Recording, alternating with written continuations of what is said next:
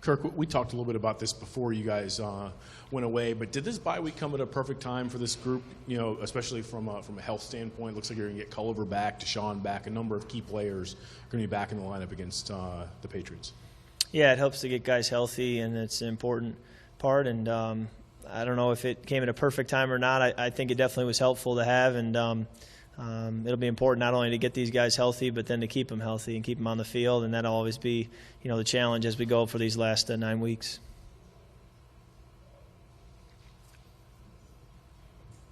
DeSean has told us a couple times that he's going to play. He intends to play Sunday.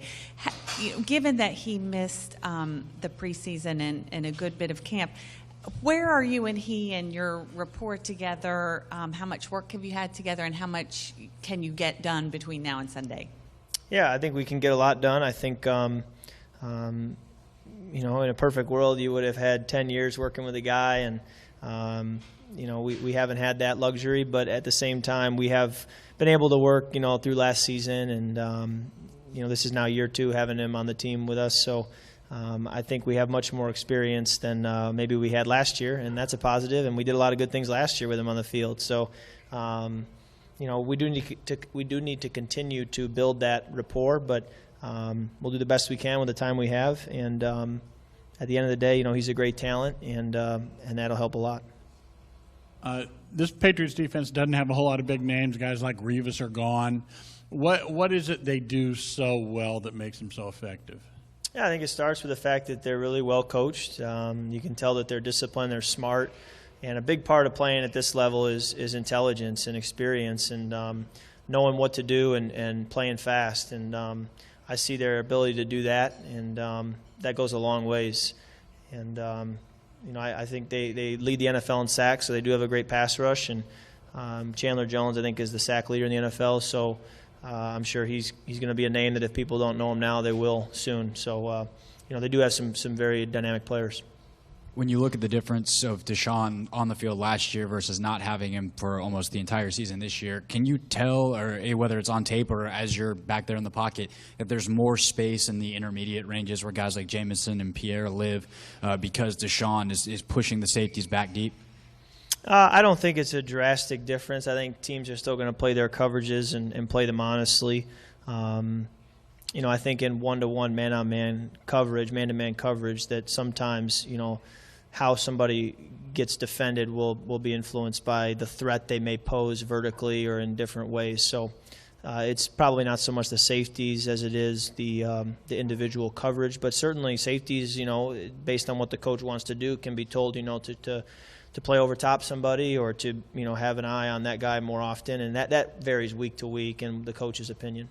And then unrelated to that, Jay said on Monday that when he studies quarterbacks, Tom Brady is the first guy he puts in because of how basically perfect he is in the pocket, technically speaking. As a student of the game like you are, how much have you studied Brady, and what have you picked up from studying him, if you have? Yeah, I think he's the GOAT. He's the greatest of all time, and he's done it for a reason. And I have really only talked to him once, but I did tell him, one time I talked to him, I study you, you do it at the highest level. And so he's kind of set the standard for all of us to follow. And, it's a high standard to meet. But, that's the goal, certainly every year, every off season, to work and to prepare to, try to play at the level that he does week in and week out. Getting back to DeSean for a second, when he is in the lineup, how much does that change the actual game plan going into a contest, knowing that he's going to be playing? Yeah, it's just a great help to have another weapon. I mean, we do feel like we've had a lot of playmakers in Jordan and Pierre and Crowder and Andre and Derek Carrier, and the list goes on. And the tailbacks we have, but. Adding DeSean does bring another element, another piece to the puzzle, another guy you got to cover. And, as a quarterback, that you want options, and that's what he gives us. Kirk, I know this is dated news, but I just wanted to see your NFC Offensive Player of the Week award last week, how it was received. This is the first chance we've had to talk to you and your family, how you celebrated, if at all. And I can't believe it took this long, but did you like that? I mean, we haven't. Cheesy, but we haven't had a chance to ask you. I mean, the Player of the Week was great. I mean, it's better than not getting it, I guess. But wasn't like we threw a party or anything. So, cool honor, and hopefully we can bring more of those. Hopefully guys in our offense can make plays like that, so we can continue to have awards like that come our way to this team. And the whole "you like that" thing has been really, really funny, and it's amazing. Just it's just a lesson in how fast things can take off with social media and the world we live in today. And so it was a cool way to, I think, capitalize on it and bring some awareness to a charity that I've been involved with, and we've been trying to think of ways we can bring awareness to them. And then this one kind of fell in our lap. So IJM is a great charity that's done a lot of good, and good to get them on the map. Speaking of the "you like that" part, people seem to be surprised at the fire that you showed in that video. Did you get any kick out of just the reaction to you from that video? Yeah, what's consistent is that I have continued to kind of stay out of the loop, so I don't know the reaction. I just was told, that this is getting a lot of traffic, and you should, this opportunity, that opportunity. But as far as the reaction, I didn't know about it. But yeah, if people don't, know that I play with passion, then that it's understandable. They don't see me every day. But yeah, I'm a guy who, if anything, has to try to calm myself down and stay relaxed, because I do get excited and want to play with passion. And I think that can be, when channeled and when used properly, can be a real good piece to bring fire to the team. How hard is it to, as you said, you want to play with the passion, but you also want to be even keeled? How hard is that to find that balance? Yeah, I think the balance, in whatever we do, finding that balance is so important. And, I think that's a constant learning process as I play, to say, okay, where do I operate best? And it takes experience and time.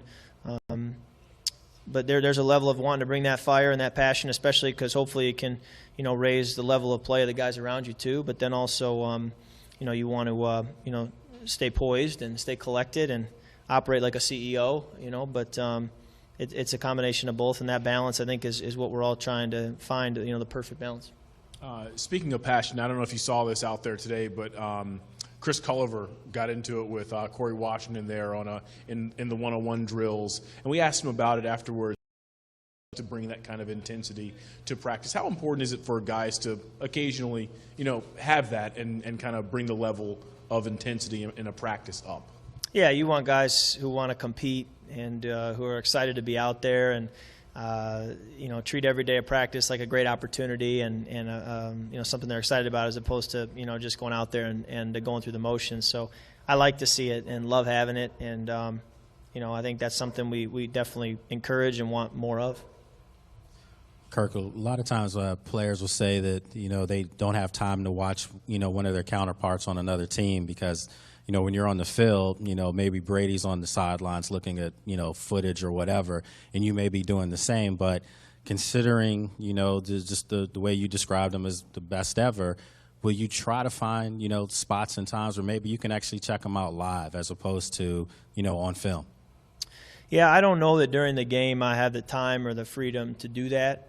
I would say that it is more of an off-season thing, more of a, when you get other stuff done at the end of the day, if you want to go, put on some film and study some things. So probably more a, film and from a distance than live in person, just because of all that we've got to handle. But, great opportunity to go against a guy of that caliber. Kirk, we always talk about the bye week as an evaluation week. How would you evaluate how you guys have done the game management part, the little things, not burning timeouts, penalties, delay of games, things that can set a team back, an offense back? How have you guys handled that this year, and where can you get better, or do you need to get better in those areas? Yeah, that's a good question. I haven't looked at where we rank or how many specific penalties, that kind of thing. So I really can't give you the hard numbers there. But we've probably taken a few too many delay games. I think we started off the year with far too many penalties, and I think we've reined that back in, which has been a positive. I think overall game management, I think we've done a pretty good job in terms of the way we've been able to convert third downs and be sharper in the red zone and that kind of a thing. But there's no doubt that there is some room for improvement, and that's something that you want to continue to tighten up, and you want to get to the end of the season and feel really good about the unforced errors and that kind of thing, that we were a group that was working as one and very much on the same page and well prepared, and that we weren't beating ourselves. That's so important. Kirk, a lot of teams that are underdogs take a nothing-to-lose type attitude, wondering, or something to prove, wondering which one, this team, the mentality you guys coming in being such heavy underdogs. Yeah, I think, in all these games, whether we're favored or an underdog or it's, too close to call, I think we just go out there and we know the job at hand. I mean, no matter who it is, in the NFL, you're going to get a really tough challenge. It's going to take your best effort. It's going to take, a well-prepared football team to be able to win. And then when you factor in going on the road, whether it's, New England or any other team on the road, it's tough to win. So, we have to be well-prepared. We have to be focused. And no matter who it is, whether it's the defending world champions or any other team, it takes our best effort, and we understand that. And that's why, this league is so tough and why you have to be on the details at all times. Kirk, the last game this team played, the coming back from 24-0 down, was just fairly stunning, I think, to everyone. Two questions. Do you get the sense that in any material way kind of lifted this team's sense of what its abilities are? And if so, was that kind of lost by the bye, or is the halo effect gone, or do you still feel a sort of positive confidence from that? I think anytime we can, come back, make some plays at the end, show some resolve, I think it's going to, give us a boost, give us confidence, give our team a sense of belief and identity. Those are all important. But at the same time, every game counts one. You only go 1-0. You can't, start to forecast wins that are going to then do more for your team going forward. So I guess, time will tell as to what that win did for us. But, now we're focused on New England and getting ready for them. And, we'll see which direction the season goes from here. But certainly was a big win, and we need to have more of those going forward. The Patriots averaged 35 points a game. Obviously, you're going to have to be pretty high scoring. One would think you'd hope your defense can maybe hold them to a little less than that. But do you have to kind of fight against wanting to? We've talked about it this week that, as an offense, and Brian touched on it earlier, we can't beat ourselves. If you try to beat yourselves and the Patriots, you're going to be in for a long day. So the unforced errors have to be eliminated, and that's why the attention to detail and the preparation has to be so sharp. We need to be that locked in on Sunday, and we can't turn the football over. We have to, stay on the field, move the chains, all that. So is it important to, not beat ourselves? Yes, and then also, like you said, we also can't force it. We can't press too much. We can't put too much pressure on ourselves, and that goes back to the balance thing of finding that right balance of not asking too much of yourself, but also knowing that we got a job to do and we need to be effective.